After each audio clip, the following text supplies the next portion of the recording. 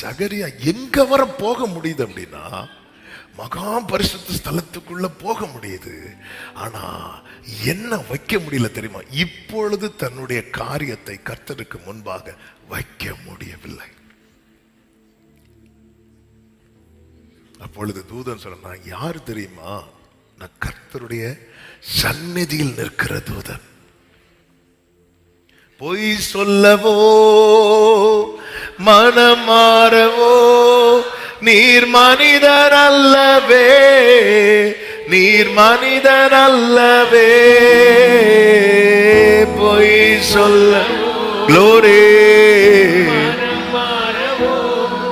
நீர் மனிதர் அல்லவே, நீர் மனிதர் அல்லவே. நீர் நேற்றும் இன்றும் க்ளோரி, நீ சொன்னதை செய்து முடிக்க. காலங்கள் மாறலாம், காலங்கள் ஓரபா சதரபா, நீரோ என்று மாறாதவர். காலங்கள் ஜீசஸ்.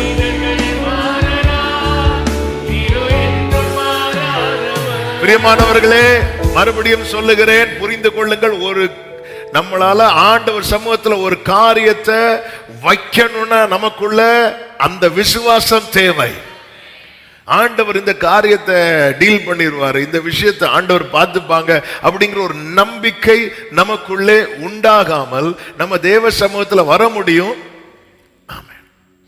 வந்து இருக்க முடியும், எல்லா ஜெபத்திலையும் அட்டெண்ட் பண்ண முடியும். ஆனா நம்மளால நம்ம காரியத்தை ஆண்டவர்கிட்ட என்ன செய்ய முடியாது தெரியுமா?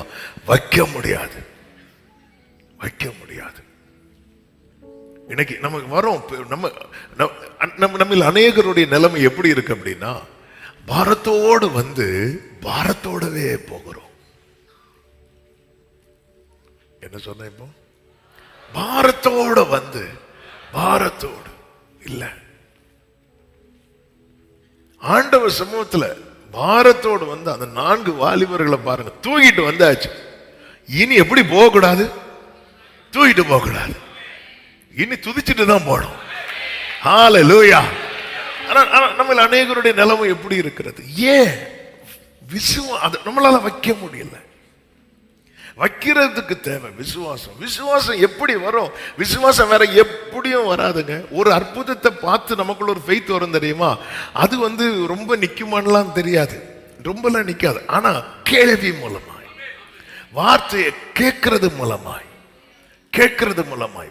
அதனாலதான் வேதம் அழகாய் சொல்லுகிறது, நீதிமொழிகள் 15:30, கண்களின் ஒளி இருதயத்தை பூரிப்பாக்கும். அடுத்த ஒரு வார்த்தை இருக்கும் பாருங்க, நற்செய்தி எலும்புகளை என்னாக்கு தெரியுமா? புஷ்டியாக்கும். நீதிமொழிகள் 25:25 சொல்லப்பட்டிருக்கிறது, தூரத்திலிருந்து வரும் நற்செய்தி விடாய்த்த ஆத்மாவுக்கு கிடைக்கும் குளிர்ந்த தண்ணீருக்கு சமானம்.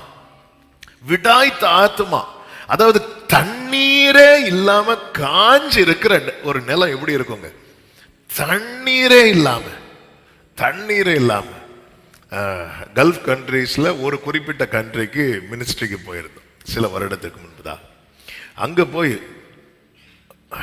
செர்மன் கொடுக்க ஸ்டார்ட் பண்ணதும் வேர்டு வேர்டா வந்துட்டே இருக்கு, நிறுத்தவே முடியல. ஜனங்களும் பயங்கரமா ஆரவாரம் பண்ணி போயிட்டே இருக்கு, டைம் எல்லாம் பிச்சுக்கிட்டு போயிட்டே இருக்கு. ஜனங்க அவ்வளவு ஆர்ப்பரிப்போடு, கண்ணீரோடு, துதியோடு அப்படி கேட்டுட்டே இருந்து முடிஞ்ச உடனே நான் சொன்னேன், பரவாயில்லையே, மற்ற கண்ட்ரிஸோட இங்கே நல்ல வேர்டு நிறைய நல்ல ஃப்ளோ ஆகுது அப்படி சொல்லிட்டு இருக்கும்போது சொன்னார், நாங்கள் காஞ்சி கிடக்குறோம் பாஸ்டர் அப்படின்னாரு. நாங்கள் காஞ்சி கிடக்குறோம், எங்கள்கிட்ட ஏன்னா அந்த வேர்டு வந்து இறக்கமா இருக்கு. அதுல நீங்க எத்தனை லிட்டர் ஊத்துனாலும் திரும்பி பார்க்கறதுக்குள்ள இன்னும் ஊத்துங்க. ஒவ்வொருத்தர் எழும்புனாங்களா பாத்தீங்களா? இல்ல, நாங்க எப்படி இருக்கோம் தெரியுமா? விடாய்த்த ஆத்மா, ஒரு சொட்டு தண்ணி இல்லாம அப்படி இருக்கும்போது ஒரு செய்தி வருது, இயேசுங்கிற ஒருத்தர் வந்திருக்கிறார், அங்க பரிகாரம் இருக்கிறது. இந்த செய்தி தான் அந்த தகப்பன் தன் மகனை இயேசுவினிடத்தில் கொண்டு வருவதற்கு தூரத்திலிருந்து வருகிற நற்செய்தி. ஒரு வார்த்தை, ஒரு வார்த்தை, நீர் ஒரே ஒரு வார்த்தை சொல்லும் ஆண்டவரே, என் வேலைக்காரன் சொஸ்தமாவான் என்று ஒரு நூற்றுக்கு அதிபதி சொன்ன போது அந்த விசுவாசத்தை ஆண்டவர் மெச்சிக்கொண்டதை வேதம் நமக்கு காண்பிக்கிறது. தண்ணீர் இல்லாமல் இஸ்ரவேலின் ராஜா ஐயோ என்று கதறின போது யோசபாத்து என்ன தேடுறான் தெரியுமா?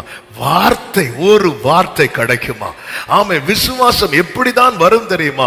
கேள்வியினாலே, வார்த்தையின் மூலமாய், வார்த்தையின் மூலமாய். அப்ப என்னால ஒரு காரியத்தை, நான் என் நிலைமையை அறிந்து கொள்ள வேண்டும். நான் விசுவாசி என்கிற அடையாளத்தில் இருக்கிறேன், விசுவாசம் உள்ளவனா இருக்கிறேனா, இது ரொம்ப முக்கியம். ஆண்டவராக இயேசு கிறிஸ்து எவ்விரு கால விழுந்து கூட்டிட்டு போறான். எந்த அளவுக்கு நம்பிக்கை வச்சிருக்கிறான், இவர் வந்தா என் மகா வந்து எழும்பிடுவா, அவ்வளவு நம்பிக்கை வச்சு கூட்டிட்டு போறான். வீட்டு பக்கத்துல வரும்போது சிலர் வந்து சொல்றாங்க, போதகரை தொந்தரவு படுத்தாதீங்க, உன் மகள் என்ன செய்தா தெரியுமா, மரித்து போயிட்டான்னு சொன்னதும் இமீடியட்டா ஏசு அவன் பக்கம் திரும்பி விசுவாசம் உள்ளவனாரு அப்படின்ட்டார். ஏன்னா இப்போ இந்த இடத்துல என்ன போக போகுது தெரியுமா? விசுவாசம் போக போகுது. அப்போ விசுவாசம் போயிடக்கூடாதுங்கிறதுக்காக அவர் வைத்த முதல் வேடை என்ன தெரியுமா? Fear not. அவ்வளவுதான், பயப்படாத அப்படின்ட்டார். ஏன்னா அதாவது விசுவாசம் போக பண்ணுகிற சத்தங்கள் அநேகம். ஒரு ஆள் வந்து சொல்லல, ஒரு டீமா வந்து சொல்றாங்க. ஆனா விசுவாசம் ஒருவர் வாயிலிருந்து மட்டுமே வருகிறது, அது அவருடைய வாயிலிருந்து. பயப்படாத, விசுவாசம் உள்ளவனா இரு அப்படின்ட்டார். பாதத்துல வந்து விழுந்ததே விசுவாசத்துல தான். ஆனா இப்ப விசுவாசம் எல்லாம் போகக்கூடிய ஒரு சூழ்நிலையில் தான் இருக்கிறது. ஆனா விசுவாசம் உள்ளவனா இரு. அவன் விசுவாசம் உள்ளவனா இருந்தாதான் இனி வந்து இயேசுவை இவனால கூட்டிட்டு போக முடியும். இல்லைன்னா ஆண்டவரே நீங்க இதுவரை வந்ததுக்கு நன்றி, ஆமென், இதுவரை நீங்க வந்ததுக்கு நன்றி, வாசல்லையே அனுப்பி விட்டுருவோம்.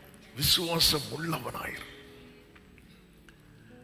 விசுவாசம் உள்ளவனா இருக்க அதிகமா இன்னைக்கு சபைக்கு இந்த சத்தத்தை கேட்கிற ஒவ்வொருவருக்கும் சொல்லுகிற வார்த்தை, நீங்க அதிகமா உங்க விசுவாசத்தை தூண்டுகிற கர்த்தருடைய வார்த்தைகளை கேளுங்கள். எந்த நம்பிக்கையும் இல்லாம தான் 2 சீஷர்கள் எம்மாவூருக்கு புறப்பட்டு போனாங்க.